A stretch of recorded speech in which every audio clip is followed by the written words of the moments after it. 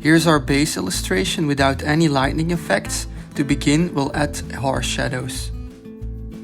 First, make a new layer above your color layer.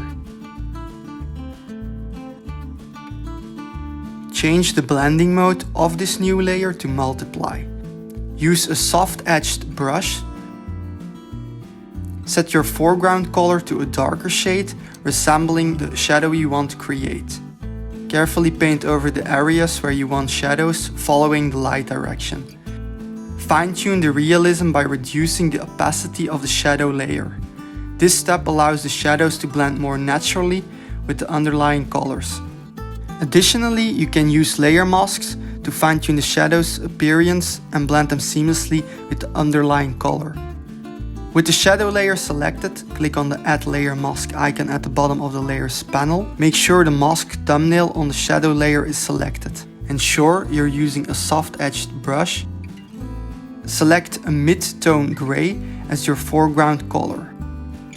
Use the gray color to paint over the areas of the mask where you want to subtly reduce or soften the shadows. Lastly, we'll add a backlight effect. Make a new layer above all other layers. Choose a bright color that complements the scene and the light direction. Ensure you're using a soft-edged brush for a smooth transition.